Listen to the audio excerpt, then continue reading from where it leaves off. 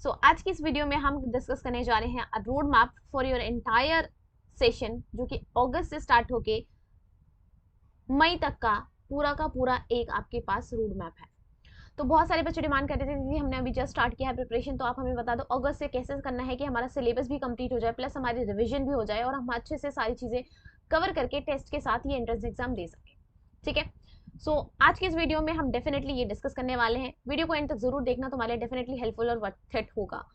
और अगर वीडियो पसंद आ जाए तो एंड में लाइक जरूर करके जाना। स्टार्ट करते हैं, लेकिन स्टार्ट करने से पहले let me introduce my self. I am Deepti Kumar Singh, currently working as a nursing officer in a central government hospital, and I did my BSc nursing from AIIMS Delhi, जो तुम में से बहुत सारे बच्चों का ड्रीम होगा। और 2025 में बहुत सारे बच्चों ने अपना ये ड्रीम कंप्लीट किया है। हम लोगों ने मिलकर साथ में अपना ये ड्रीम अचीव किया है। एम्स दिल्ली और एम्स के बहुत सारे ब्रांचेस में बहुत सारे बच्चे हैं जो नर्सिंग टू नॉर्सेट से पढ़ाई करके वहां तक पहुंच चुके हैं।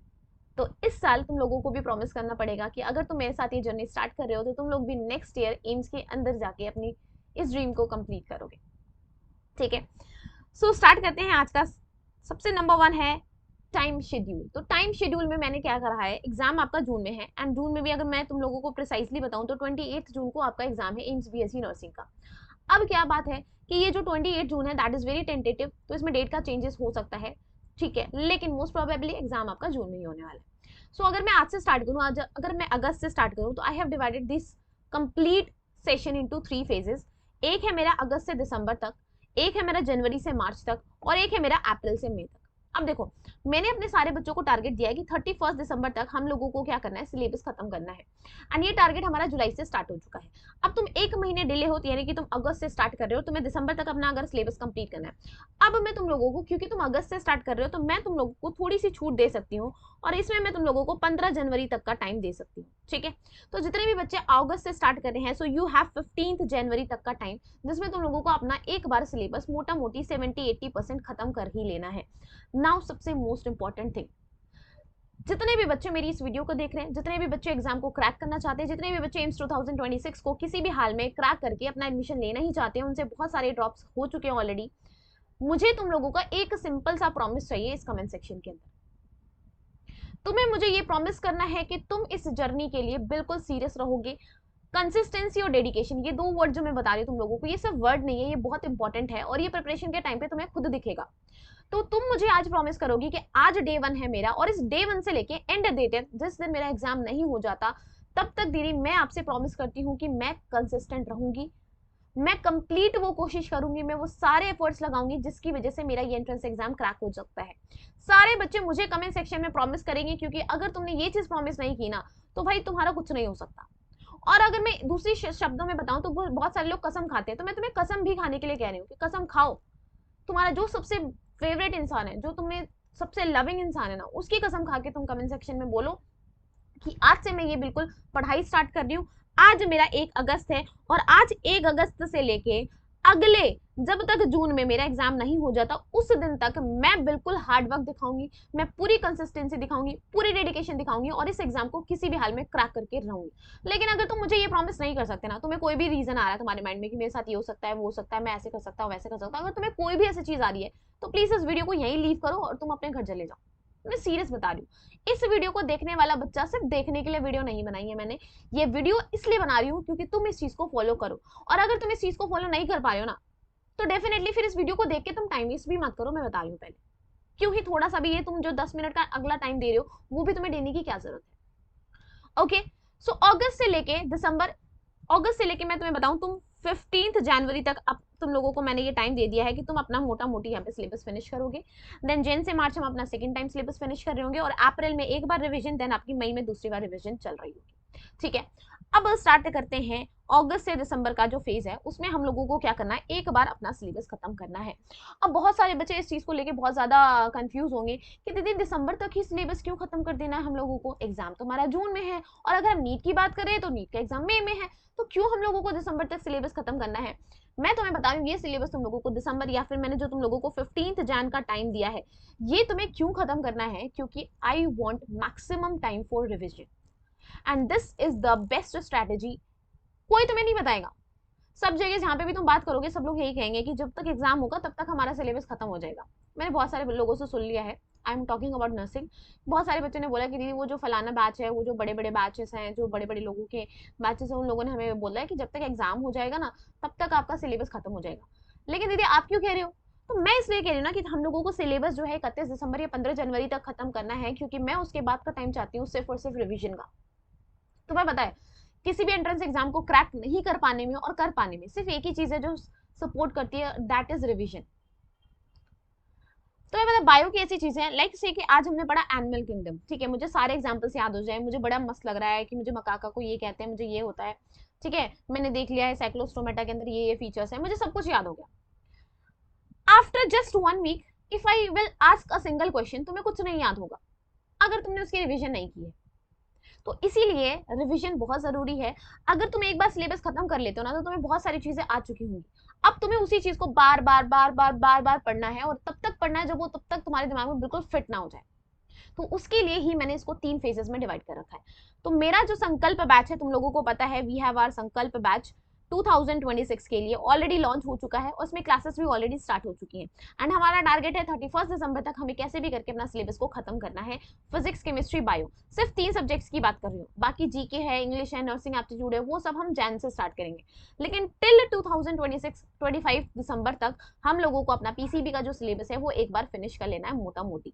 तो जितने भी बच्चे ज्वाइन हो चुके हैं उन लोगों को पता है कि सिलेबस कैसे कवरेज हो रही है, क्या क्या चीजें हो रही है, जो हमारा वीकली शेड्यूल है हम उसको फॉलो कर पा रहे हैं, नहीं कर पा रहे हैं, वो सब कुछ पता है। अब जिन बच्चों ने नहीं ज्वाइन किया है तो तुम डेमो लेक्चर देखो पहले, अगर तुम्हें लगे कि हाँ भाई फिजिक्स अच्छी हो रही है, केमिस्ट्री अच्छी हो रही है, बायो अच्छी हो रही है, टाइम टाइम पे सारी चीजें हो रही हैं, अगर तुम खुद ऑब्जर्व करो, ठीक है, उसके बाद अगर तुम्हें लगे, क्योंकि भगवान ने तुम्हें बुद्धि दी है, तो तुम्हारी बुद्धि अगर कहे कि हाँ अच्छा है हमें ले लेना चाहिए तो लो, किसी के कहने पे लेने की जरूरत नहीं है, ठीक है। Now the next one, next हमारा जो बैच है दैट इज फ्रॉम जैन से मार्च तक। तो ये हमारा जो दूसरा पार्ट है जैन से मार्च तक, इसमें हम क्या कर रहे होंगे, अपना सेकेंड टाइम सिलेबस को फिनिश कर रहे होंगे। अब अगर तुम मुझसे पूछोगे कि दीदी आप कैसे सिलेबस खत्म करवाओगे, तो हम 31 दिसंबर तक ना बेटा जी, 31 दिसंबर तक तो क्या है, 31 दिसंबर तक हम बिल्कुल डीप डाउन जाके सारे सिलेबस को कंप्लीट कर रहे होंगे। हम बहुत आराम आराम से ये सारे फिजिक्स के कंसेप्ट कर रहे हैं, टॉपिक वाइज के कम से कम तो 10-12 न्यूमेरिकल्स कर रहे हैं हर एक टॉपिक से। तो ऐसे करके हम 31 दिसंबर तक तो क्या कर रहे हैं, बहुत ज्यादा डीप डीप में सारी चीजें पढ़ रहे हैं। अब रिवीजन का मतलब डीप डाउन नहीं पढ़ना होता, अब रिवीजन का मतलब होगा हम सारे कंसेप्ट को रिवाइज कर रहे होंगे। तो जैन से मार्च में ये जो 3 महीने का टाइम है ना बेटा, इस 3 महीने के टाइम पे हम क्या करेंगे, सारी चीजों को रिवाइज करेंगे। लाइक मैंने एक चैप्टर उठाया तो हार्डली मुझे एक दिन में 2 घंटे लगे उस चैप्टर को खत्म करने में, नहीं 2 दिन तो 2 दिन के अंदर मैंने वो एक चैप्टर खत्म कर दिया। तो इस तरह से हम रिविजन कर रहे होंगे जैन से मार्च में। अप्रैल और मई में क्या कर रहे होंगे, हम रिविजन कर रहे होंगे। अब रिविजन कैसे कर रहे होंगे, तो याद रखना, मेरा जो मोस्टली तरीका है रिवीजन कराने का, एक बार हमने पूरा चैप्टर पढ़ लिया था, देन हमने अगेन दोबारा दूसरी बार भी चैप्टर पढ़ लिया, तो 2 बार तो ऑलरेडी हम चैप्टर पढ़ चुके हैं मेरे साइड से, मेरी क्लासेस के अंदर। बाकी सेल्फ स्टडी तो तुम्हें कंटिन्यू रखनी ही रखनी है। तो तीसरी चीज क्या होगी यहाँ पे, जब तुम अगर मुझसे पूछो कि तीसरी बार रिवीजन कैसे कराओगे मैम, तो तीसरी बार मैं रिवीजन कराऊंगी आपके क्वेश्चन प्रैक्टिस के साथ। तीसरी बार जब हम रिवीजन कर रहे होंगे तो हम फॉर्मूला डिस्कस करेंगे एंड क्वेश्चन प्रैक्टिस करेंगे। ये चीज करेंगे फिजिक्स और केमिस्ट्री में, जहां जहां फॉर्मूले की नीड होगी फॉर्मूला रिपीट करेंगे एंड देन क्वेश्चन प्रैक्टिस करेंगे। और बायो में सिर्फ और सिर्फ question practice question practice question practice. बीच बीच में कुछ ऐसा लगेगा कि कंसेप्चुअल क्वेश्चन है, थोड़ा सा हमें और डीप डाउन जाना चाहिए, तो वहां पे हम वो भी रिवीजन करेंगे। तो यहाँ पे 2 बार रिवीजन होगी, एक बार 1 अप्रैल से 15 मई तक, और देन 15 मई से जब तक एग्जाम नहीं हो जाता तब तक हमारी चौथी बार रिवीजन हो रही होगी। तो अगर तुम ये स्ट्रैटेजी फॉलो करते हो, मैं कहती हूँ तुम्हें कोई बीट नहीं कर सकता। अगर तुम सीरियस हो तो तुम्हें खुद पता चल जाएगा कि तुम इन शेड्यूल को फॉलो कर पा रहे हो नहीं कर पा रहे। अगर जो बच्चा है जिसको स्टार्टिंग से एंड तक वो फॉलो कर रहा है ना, वो डेफिनेटली मुझे एम्स दिल्ली में मिलेगा, मुझे इतना भरोसा है इस चीज पे, ठीक है। अब बात करते हैं डेली शेड्यूल कैसे रखना है। ये तो हो गया दीदी कि हमें पूरा मोटा मोटी पूरे एंटायर ईयर का कैसे रखना है। अब अगर मैं डेली पूछूं तुमसे कि दीदी हम डेली कैसे पढ़ें, तो उसके लिए आप हमें एक थोड़ा सा आइडिया दे दो, तो सुन लो। देखो डेली कैसे करना है, तुम्हें पता है हमारे जो संकल्प बैच, अगर जो संकल्प बैच के स्टूडेंट है उनके लिए, बाकी तुम कहीं से भी क्लासेस ले रहे हो तो तुम अपने अकॉर्डिंग अपना शेड्यूल बना सकते हो। संकल्प बैच वाले बच्चों को मैं मोटा मोटी बता दूं तो तुम्हें क्या करना है, सबसे पहले अपनी क्लासेस और जो भी लेक्चर होते हैं मॉर्निंग टाइम में वो अटेंड करना है। अब ये कैसे होगा, मैंने तुम लोगों को जैसे कि बोला है कि हमारी सुबह 8 से 10 बजे तक क्या होगी, फिजिक्स की क्लास होगी, देन 10-15 से लेके हमारी 12 बजे तक बायो की क्लास होगी, एंड देन उसके बाद 12:30 से लेके हमारी क्या होगी, 2 बजे तक केमिस्ट्री की क्लास होगी। सो दिस इज हाउ हम अपना क्या कर रहे हैं, सारा का सारा सिलेबस है, क्लास का सिलेबस है। अब 2 बजे के बाद मान लो तुम लोगों ने खाना पीना खाना है, तुम्हें सोना है, सब कुछ करके तुम 4 बजे जाते हो वापस, तुम्हारे पास फ्री टाइम, तुम्हें 4 बजे फ्री टाइम मिल गया। अभी 4 बजे से अगर तुम 10 बजे भी सोते हो तो you will have 6 hours, yes और नो, 6 घंटे का टाइम है, गिन के देख लो 6 घंटे हैं तुम्हारे। 6 घंटे में से तुम आधे घंटे और निकाल दो, बाद बीच में हमें फ्रेशन अप होना, 5.5 घंटे। तो 5.5 घंटे में तुम लोगों को क्या करना है, जिनके बैकलॉग्स हैं, अभी बहुत सारे बच्चे लेट ज्वाइन करेंगे, बैकलॉग्स बन जाएंगे, नो डाउट बनेंगे, तो वो सबके बन जाते हैं, जो रेगुलर है उनके भी बनेंगे, जो बाद में ज्वाइन कर रहे हैं उनके भी बनेंगे। तो इन टाइम्स में तुम अपना बैकलॉग्स कंप्लीट कर सकते हो। इसके अलावा मैंने तुम्हें फिजिक्स पढ़ाया, मैंने बोला ये चैप्टर खत्म हो गया आज, ये तुम्हारी फिंगर टिप्स बुक है, इससे ये वाला चैप्टर तुम्हें क्वेश्चन प्रैक्टिस करनी है, तो तुम क्वेश्चन प्रैक्टिस करोगे। तुम इसी तरह केमिस्ट्री के क्वेश्चन प्रैक्टिस करोगे, और बायो का तुम्हें मैंने बोला है कि एनसीईआरटी रीड करोगे, तो तुम एनसीईआरटी रीड करोगे। इसके अलावा अगर कोई टेस्ट होगा, लाइक से कि मैं तुम्हें पता है जैसे चैप्टर खत्म होता है तुम्हारे पास टेस्ट आ जाता है नर्सिंग टू नॉसेट पे, इसके अलावा तुम्हारे पास डीपीपी भी आ जाती है, तो वो ये जो फ्री टाइम है तुम्हें इस फ्री टाइम में ये सारी चीजें करनी है, ठीक है। तो इस तरह तुम्हें करना है, एटलीस्ट तुम्हें 2 घंटे हर एक सब्जेक्ट्स को देने हैं। अपना प्रीवियस डे कंसेप्ट को रिवाइज करना मत भूलना, जैसे तुम आज कोई नया चीज पढ़ने जा रहे हो तो कल हमने जो जो चीजें पढ़ी थी वो तुम्हें रिवाइज होना चाहिए, क्विक रिवीजन एक। देन आपको टेस्ट देना है, और मैंने जैसे कि बोला है एक दिन कोई भी आप छुट्टी ले सकते हो, तो वीक के अंदर कोई भी एक दिन डिसाइड कर लो कि आज मुझे कुछ नहीं पढ़ना है, आज मैं चिल करूंगा, आज मैं मूवी देखूंगा, आज मैं ये नेटफ्लिक्स देखूंगा। तो वो एक दिन मैंने तुम लोगों को चिल करने के लिए दे दिया, वो तुम खुद डिसाइड करो कि तुम्हें कौन सा दिन चाहिए, उस दिन तुम अपना पूरा फुल पढ़ाई छोड़ के तुम सीधा का सीधा सारा फोकस उस पर करते हैं, क्योंकि ये भी बहुत जरूरी होता है। बीच बीच में ना हम लोगों को हम थोड़ा सा रिक्रिएशन, थोड़ा सा एंटरटेनमेंट होता है ना, तो पढ़ने के लिए और ज्यादा डेडिकेशन आता है तुम्हारा, ठीक है। तो ये करना है। अब संकल्प बैच ज्वाइन कर लो, अगर तुम्हें ये सब कुछ सिस्टमैटिक वे में करना है तो जितनी भी चीजें तुम सुन रहे हो ये सारी चीजें बिल्कुल सिस्टमैटिक वे में संकल्प बैच ज्वाइन कर लोगे, ऑटोमेटिकली हो जाएगी सेट कि सुबह क्लासेस हो रही, तुम्हें पता है सुबह क्लास हो रही, तो तुम उठ के ऑलरेडी क्लास लोगे। तुम्हें पता है लाइव क्लासेस लेना ज्यादा बेटर है as comparison to your recorded classes, क्योंकि तुम सेम सेम जगह पे अपना डाउट्स भी पूछ सकते हो साथ के साथ, ठीक है। तो यहाँ पे तुम लोगों को क्या होता है, चैप्टर वाइज लेक्चर्स कंप्लीट कराए जाते हैं, देन चैप्टर वाइज टेस्ट होगा तुम्हारा। उसके बाद तुम लोगों को पता है हम अक्टूबर में अपनी टेस्ट सीरीज लॉन्च कर रहे हैं संकल्प बैच के लिए, तो जो बच्चे ऑलरेडी बैच के अंदर उन लोगों को कोई अलग से टेस्ट सीरीज नहीं लेनी है, बाकी अदर बच्चे ले सकते हैं इस टेस्ट सीरीज को। तो ये टेस्ट सीरीज वो टेस्ट सीरीज है जो कि नंबर 1 टेस्ट सीरीज है फॉर एम्स, मतलब ये वही टेस्ट सीरीज है जिसके टेस्ट देके बहुत सारे बच्चों का सिलेक्शन एम्स के अंदर हुआ है, तो ये बहुत मोस्ट डिमांडिंग टेस्ट सीरीज है। तो ये मैंने अभी अक्टूबर में लॉन्च करने वाली हूँ मैं इसको, ठीक है। तो उसमें आपके चैप्टर वाइज टेस्ट होंगे, यूनिट वाइज टेस्ट होंगे, फुल मॉक टेस्ट होंगे, ठीक है। देन आपको नोट्स तो साथ के साथ मिली जाता है, आपकी फॉर्मूला शीट भी मिली जाती है, आपको प्रीवियस क्वेश्चंस भी मिली जाता है संकल्प बैच के अंदर। तो ये सारे फीचर्स है संकल्प बैच के, और तुम लोगों को पता होना चाहिए द प्राइस इज ओनली 1399। और ये प्राइस सिर्फ बच्चे पूछते हैं मुझसे दीदी क्या ये 1 महीने का है, मंथली सब्सक्रिप्शन है? This is not monthly subscription बेटा, ये पूरे एंटायर ईयर का सब्सक्रिप्शन है। यानी तुम एक बार बैच को ज्वाइन करते हो 31 अगस्त 2026 यानी नेक्स्ट ईयर तक तुम लोग इस बैच के अंदर एनरोल रहोगे, जो भी चीजें होंगी तुम उन सब चीजों का फायदा उठा सकते हो। और 31 अगस्त टाइम इसलिए ही रखा है मैंने, क्योंकि 31 अगस्त वो टाइम पीरियड है ना जब तक तुम्हारे ऑलमोस्ट सारे एग्जाम खत्म हो जाएंगे। तुम्हारी यूपीसी यूनिटी हो गया, पीजीआई चंडीगढ़ हो गया, तुम्हारा महाराष्ट्र बीएससी नर्सिंग हो गया, तुम्हारा नीट हो गया, एम्स हो गया, अभी तुम्हारा पीजीएमएस रोहतक जिसका एग्जाम अभी तक फॉर्म रिलीज नहीं हुए 2025 वाले, वो लेट एग्जाम्स होते हैं, तो देखो वो भी तुम इसमें कवर अप कर पाओगे। तो this is a universal batch, तुम इस बैच से हर एक एग्जाम की तैयारी कर सकते हो, और वो भी 31 अगस्त 2026 तक तुम्हारे लिए ये वैलिड है। इसके अंदर सारी चीजें जो भी आज हो रही हैं वो तुम 31 अगस्त 2026 तक देख सकते हो, ठीक है। तो इतने सारे बेनिफिट्स के साथ है तुम्हारे पास, तो डेफिनेटली तुम्हें इसके बारे में एक बार सोचना चाहिए।